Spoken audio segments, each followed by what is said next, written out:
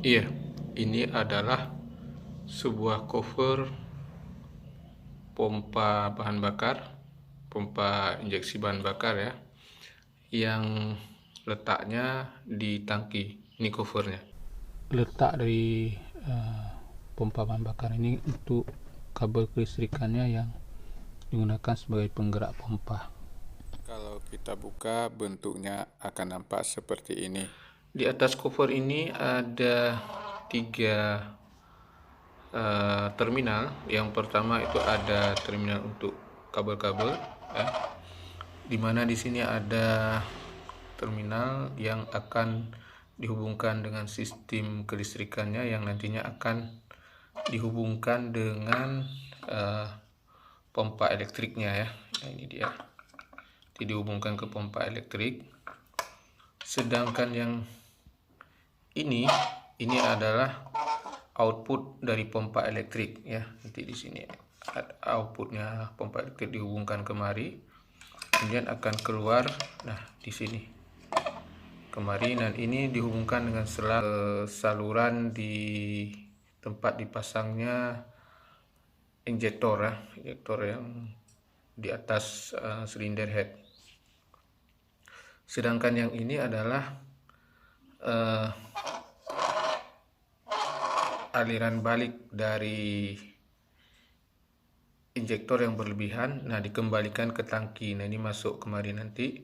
Nah di dalam ini itu ada saringan. Jadi bahan bakar yang tidak terpakai di mesin yang belum sempat disemprotkan oleh injektornya akan dikembalikan lagi melalui selang kemari dan masuk ke saringan, dan dia akan masuk lagi ke tangki.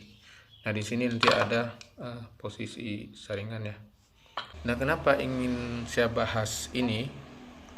Nah tentu ada kaitannya dengan permasalahan yang saya temui pada mobil Kia saya ya, itu Picanto 2008, dimana sebelumnya saya mengalami terlalu boros dalam penggunaan bahan bakar, kemudian sedikit berasap dan bau bensin yang sangat menyengat ya, baik di dalam kabin maupun pada ujung knalpot ya. Banyak hal yang sudah saya lakukan untuk menyempurnakan sistem pembakaran di ruang bakar. Kemudian pada suatu hari saya melihat ke bawah tangki ya, dan ternyata di bawah tangki itu ada sedikit lelehan bahan bakar. Setelah saya periksa, ternyata lelehan bahan bakar itu di bagian bawah tangki itu berasal dari ujung konektor ke selang di atas koper ini ya, dan di sini. Setelah kita buka tutup, ya nampak bensin meluber keluar, dan ini yang menyebabkan bau yang menyengat. Setelah saya periksa, ternyata ini memang sudah patah sebelumnya dan sudah dilakukan pengeleman. Saya tidak tahu dia menggunakan lem apa, dan saya juga sudah pernah mencoba untuk mengelem kembali, ternyata hasilnya nggak maksimal karena dia tidak selamanya mengalirkan bahan bakar, atau terjadi kebocoran di sini yang ada retaknya barangkali ya. Dia akan terjadi kebocoran saat tekanan di dalam selang ini, selang yang menuju ke injektor itu tinggi. Artinya kebocoran di sini akan terjadi pada saat pompa bahan bakar itu bekerja, sedangkan pada saat tidak bekerja atau mesin off, dia akan tidak terjadi kebocoran.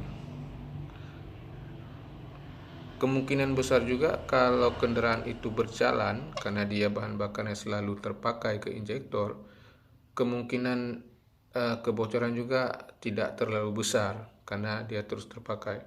Tetapi akan sangat terasa apabila kita meng-on-kan kunci kontak sebelum engine dihidupkan, artinya bahan bakarnya belum terpakai, sedangkan pompa bahan bakar sudah bekerja, nah ini akan sangat terasa.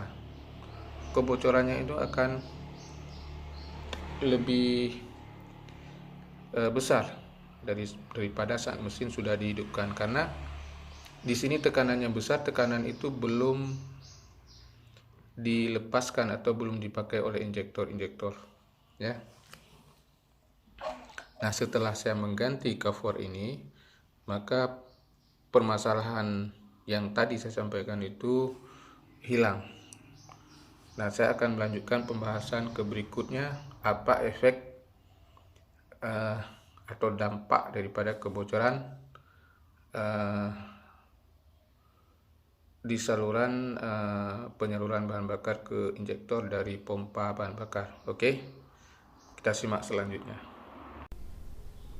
Nah, kalau kita perhatikan di mesin ini ya, ini adalah posisi injektor ya, injektor, kemudian ada injektor 1. Ini adalah tempat berkumpulnya bahan bakar ya. Di sini ada semacam tabung yang berfungsi untuk menampung bahan bakar yang dipompakan dari pompa bahan bakar yang ada dalam tangki.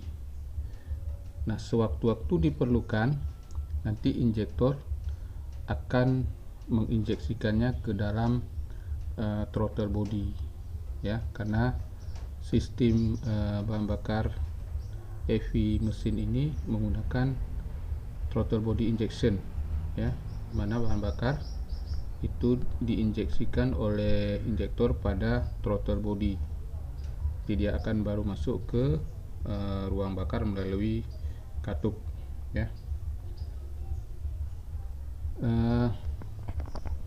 Untuk saluran masuknya atau selang masuknya berada di ujung sebelah sana. Sayangnya di mesin ini kita tidak bisa selangnya itu berada di sebelah sini. Ini kita coba diperhatikan apakah bisa terlihat. Saya sendiri tidak bisa lihat ya. Nah, di sini ada selang yang dari belakang tuh masuk ke ujung daripada tempat tabung penampungan bahan bakar tadi ya. Saya lupa namanya. Jadi bahan bakar ataupun ialah bahan bakar yang tidak terbakar, dia akan dikembalikan ke tangki. Sistem bahan bakar EV ya, dimana dalam tangki ada pompa bahan bakar yang memompa bahan bakar ke saluran tempat dipasangnya injektor ya, seperti yang kita lihat arah panah. Nah, pada saat tertentu injektor akan menyemprotkan bahan bakar ke ruang bakar, dan bahan bakar yang berlebihan itu akan disalurkan kembali melalui selang pembalik ke tangki. Nah, saat pompa bahan bakar memompakan bahan bakar ke saluran fuel chamber yang tempat dipasangnya injektor, nanti dia akan mencapai tekanan tertentu supaya penyemprotan di injektor itu mencapai titik kabut yang sempurna. Nah, bila terjadi kebocoran, maka dipastikan tekanan tertentu itu tidak akan tercapai. Nah, inilah yang menyebabkan penyemprotan injektor itu tidak sempurna, sehingga mengakibatkan pembakaran juga akan tidak sempurna. Nah, ini akan berpengaruh kepada tenaga mobil. Kemudian di samping itu, karena salurannya bocor, maka juga akan mengakibatkan bahan bakar itu merembet keluar ya. Nah, ini akan menyebabkan banyak bahan bakar itu terbuang percuma dan dapat membahayakan ya, terjadinya pemicu terbakarnya ataupun baunya yang sangat menyengat ya. Nah, inilah yang perlu kita perhatikan, efek dari kebocoran bahan bakar di saluran bahan bakar ataupun dimanapun yang merupakan kita anggap mungkin hal sepele tetapi mempunyai dampak yang besar, apakah terhadap operasional mesin maupun terhadap keselamatan.